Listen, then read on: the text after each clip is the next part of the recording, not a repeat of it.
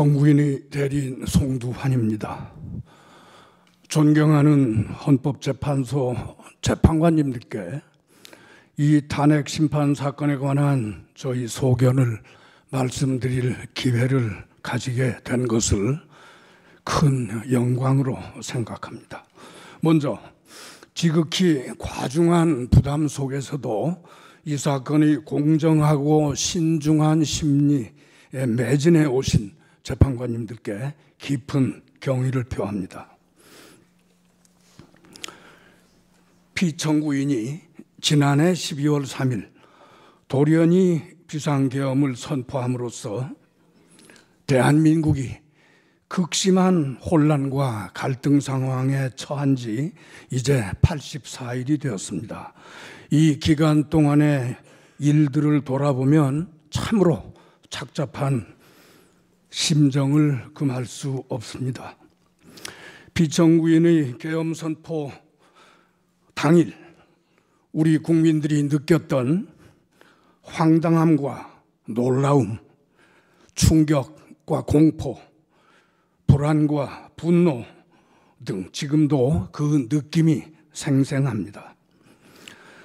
그런데 그날 이후 이 사태에 대한 조사, 수사, 재판이 진행되는 과정에서 피청구인과 그 주변 일부 인사들이 그 당시 우리 모두 TV 생중계 화면으로 목도한 일들까지 부인하며 상식에 반하는 궤변과 책임 회피의 태도로 일관하고 있는 것을 보면서 우리 국민들은 또 다른 고통을 경험하고 있는 것이 현재의 상황입니다. 피청구인이 이른바 친위 쿠데타의 형태로 내란 행위를 벌인 것에 대해서 그 사실관계를 파악하고 그에 합당한 헌법적 대응을 하고자 하는 것이 바로 이 탄핵 심판입니다. 그런데 피청구인의 일련의 내란 행위, 그 사실관계와 성격은 기실 매우 단순하고 매우 명확합니다.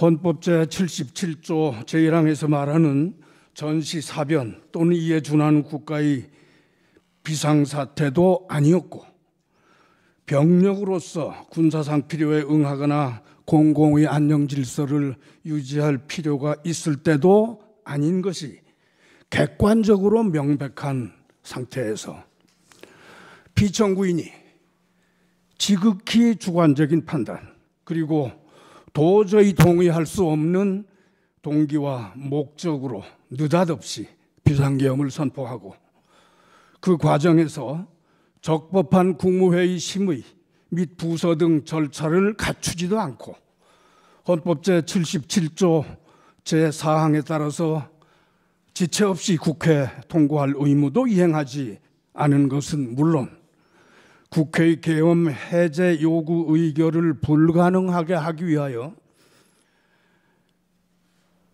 국회의 활동 등 일체의 정치 활동을 금하는 내용의 계엄 포령을 발령하고 국회의원의 국회 출입 통제 및 체포를 위한 병력을 출동시키는 등 일련의 내란 행위를 함으로써 헌법과 법률을 위배했다는 사실은 이 탄핵 심판 사건에서의 증거조사 그리고 그와 관련된 수사 및 조사 과정에서 이미 명백하게 드러났습니다.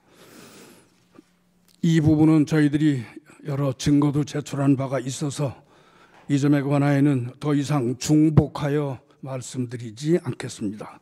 다만 이 사건을 우리가 어떤 시각으로 바라볼 것인지 그 성격을 어떻게 규정해서 어떤 헌법적 대응을 할 것인지에 관한 의견을 말씀드리고자 합니다. 가장 먼저 이와 같은 피청구인의 행위에 있어서 그 위헌 위법의 정도, 위헌 위법의 중대성을 어떻게 평가할 것인지에 관한 것입니다. 이 점과 관련해서는 한 개의 질문 또는 의문이 떠오릅니다. 과연 이 사건에서의 위헌 위법보다 더 중대한 위헌 위법 사유가 과거이든 미래이든 있을 수 있겠는가 하는 것입니다.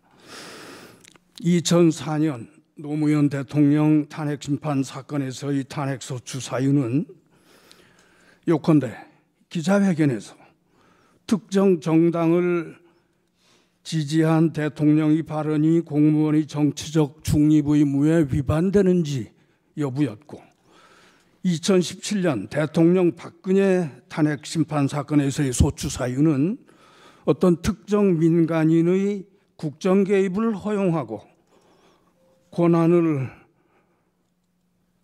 남용한 행위가 대통령의 공익 실현 의무에 위배되는지 여부가 그 핵심이었습니다. 그에 비해서 이 사건의 소추 사유는 위헌 위법한 계엄령 선포, 그리고 그 전후에 걸친 국회 선관위 침탈, 다수의 정치인, 법조인 등 체포, 구금, 시도 등 내란 행위에 관한 것입니다. 우리 형사법의 전 체계 내에서 가장 중한 법정형이 규정된 범죄가 내란죄라는 점을 굳이 상기하지 않더라도 헌법 법률 위반의 중대성 면에서 이 사건에 있어서의 위헌 위법성보다 더 무겁다고 평가할 사유는 과거에도 또 미래에도 있을 것이라고 상상하기가 어렵습니다. 나아가 대통령의 국법상 지위가 어떠한지 잠시 생각해 보겠습니다. 대통령은 국정의 최고 책임자, 헌법의 수호자이면서 국군 통수권자입니다. 이는 헌법 제 66조 및 74조에서 명시하고 있습니다. 따라서 대통령은 이와 같은 엄중한 책무를 수행할 확고한 의사와 능력 그리고 자격을 갖추고 있을 것이 요구됩니다. 그리고 대통령의 어떤 공적인 행위에 대한 평가는 당연히 이러한 국법상 지위와 성격에 비추어서 행해져야 할 것입니다. 그러한 관점에서 이 사건의 경우를 살펴보고자 합니다. 돌아보면 피청구인이 당초에 비상계엄을 선포할 때의 대국민 담화 내용부터 납득하기 어렵고 실은 매우 괴이적었습니다. 그 담화 내용을 보면 국회의 탄핵 남발 그리고 예산 삭감 등으로 국정 운용이 매우 어렵다라고 하는 설명을 하더니 그 어떤 다른 사정의 설명이나 주장도 없이 갑자기 종북 반국가 세력을 일거에 척결하기 위해서 계엄을 선포한다라고 선언을 했습니다. 이 대목은 피청구인이 그와 다른 정치적 견해를 가졌거나 또는 대통령이 국정 운영에 협조하지 않는 자는 그것만으로도 종북 반국가 세력으로 인식하고 있다는 것을 드러내고 있습니다. 한편 피청구인이 말하는 국정 운영의 어려움이라는 사정이 있다면 대통령으로서는 여야의 대립, 갈등, 국회와 정부의 불통 등이 그 원인인지를 살펴본 다음 무엇보다 먼저 국회 또는 여야당 정치 지도자들과의 대면, 대화, 설득, 협상 등 노력을 시도하는 것이 필요할 것입니다. 그리고 이러한 경우의 필요에 대비하여 헌법은 제81조에서 대통령은 국회에 출석하여 발언하거나 서한으로 의견을 표시할 수 있다라는 규정까지 두고 있습니다. 그런데 피청구인은 이러한 노력은 전혀 하지 아니한 채 상대당과의 대화, 대면 등을 완강하게 거부하고 불타협의 자세를 완고히 유지하던 끝에 난데없이 비상계엄을 선포하는 동시에 병력을 국회에 출동시켰던 것입니다. 이는 피청구인이 국정의 최고 책임자 그리고 헌법의 수호자로서의 지위와 책무에 대한 인식을 하지 못하고 있다는 것을 여실히 보여주는 것입니다. 한편 피청구인은 적어도 지난해 봄 이후 정, 관, 군의 측근 인사들과 대화하면서 국정 운영의 어려움을 해소하는 방안으로 비상대권을 여러 차례 운유하였다는 것이 드러나고 있습니다. 이 또한 매우 우려되는 대목입니다. 비상대권이라는 용어는 중세 시대 이후 서구의 이른바 절대왕정 시대 또는 왕조 시대에 존재했던 개념으로 근현대 국민 주권 국가의 헌법에서 엄격한 요건과 절차에 따라 제한적으로 인정되는 국가 긴급권과는 그 발상의 기초가 다른 것입니다. 그리고 피청구인은 실제로 이 사건 비상계엄의 선포 및 일련의 내란 행위를 함에 있어서 헌법과 법률에 정한 실체적 또는 절차적 요건 등을 전혀 괴념하지 않고 함부로 진행한 것으로 드러나고 있는데, 이는 피청구인이 과거 절대왕정 또는 왕조 시대의 비상대권 개념에 함몰되어서 현대 국민주권 국가의 대통령직에는 전혀 맞지 않는 그런 시대착오적 인식을 가지고 있다는 것을 보여주는 것입니다. 이러한 점에서 피청구인은 헌법 수호자로서의 의사와 능력, 자격, 나아가 국군 통수권을 보유하고 행사할 능력과 자격을 갖추었다고 도저히 볼 수 없습니다.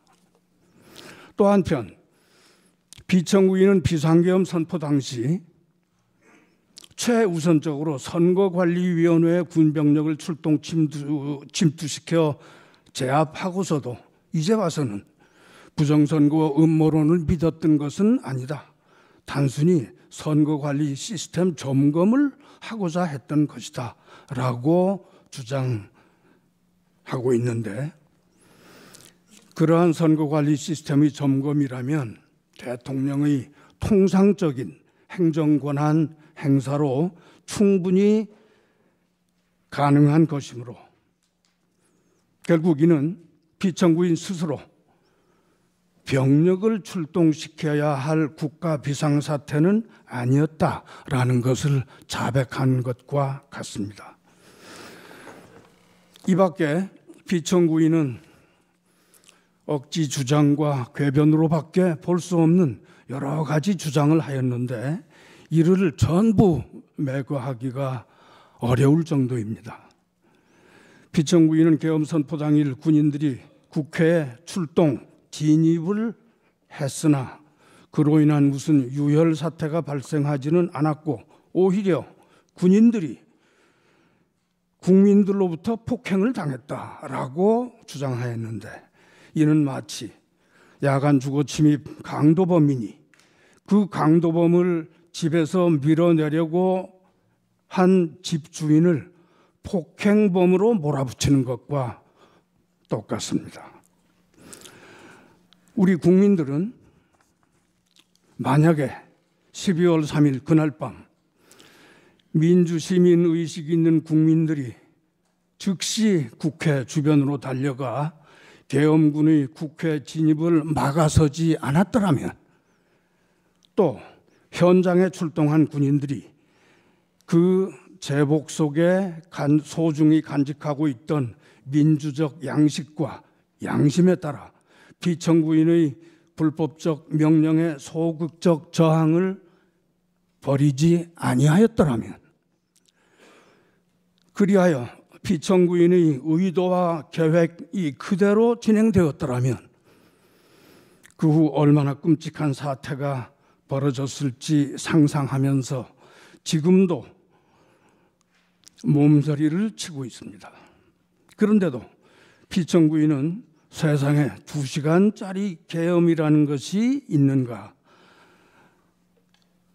의원 등 체포 또는 유혈 사태가 실제 발생하지 않았으니 아무 일도 일어나지 않은 것, 국회의 해제 요구 의결을 당연히 예상한 경고용 계엄, 심지어는 계몽령 운운함으로써 차마 할 말을 잃게 하고 있습니다.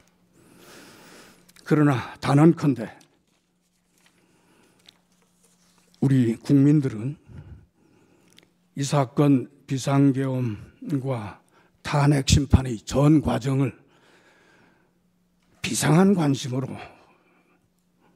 지켜보고 있습니다.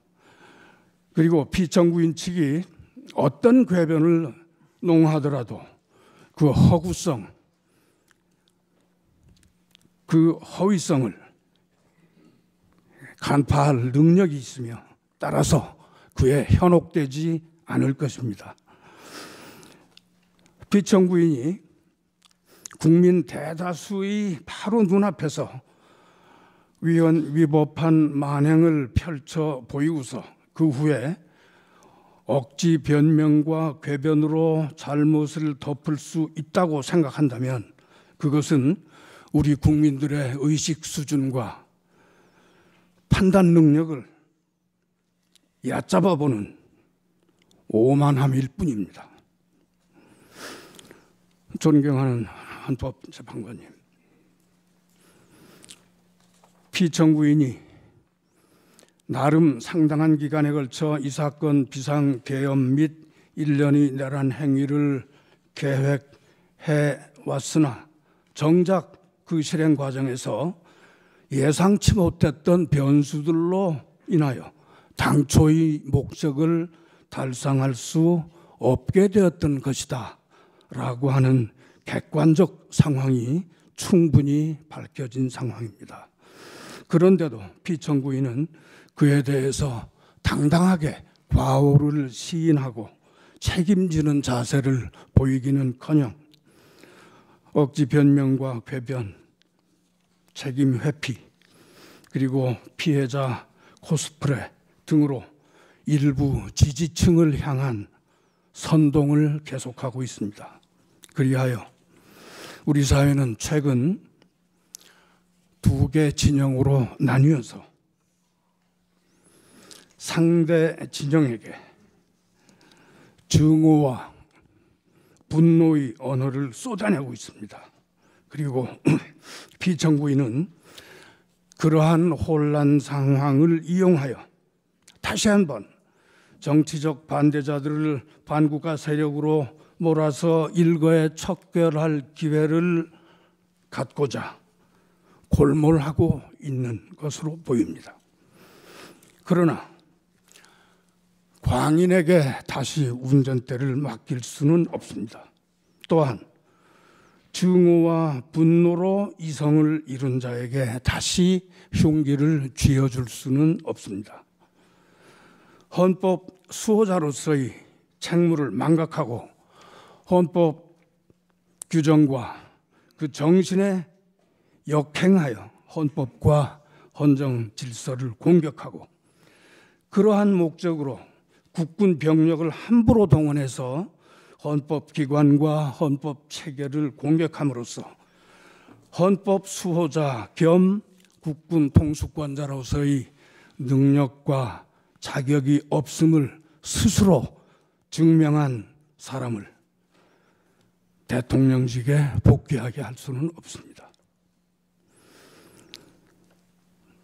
피청구인의 무모하고 무도한 행위를, 그 행위로 인한 헌정 질서의 위기, 그로 인한 현재의 혼란과 갈등, 반목, 적대, 상황을 가장 빠르게 극복하기 위한 노력을 서둘러야 할 것입니다.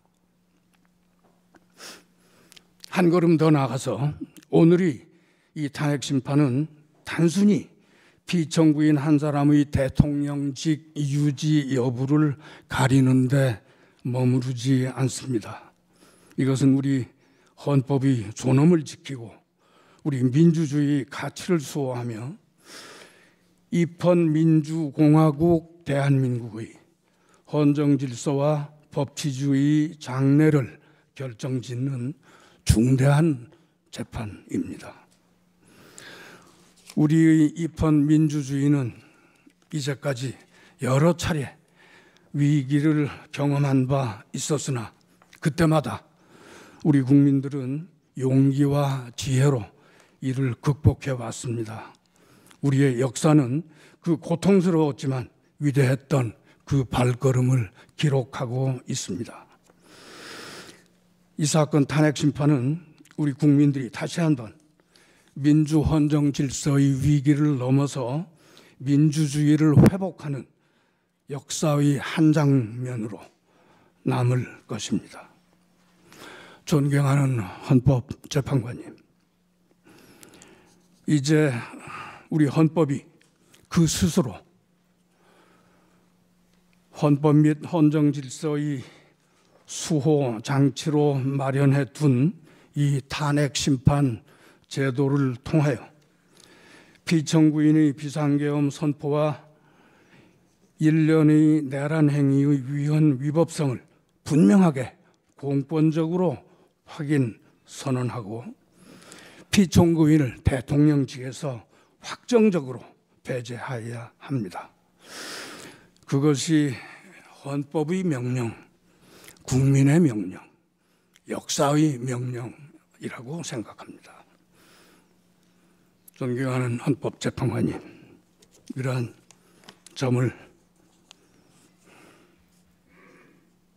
고려하셔서 피청구인을 대통령직에서 마땅히 파면하여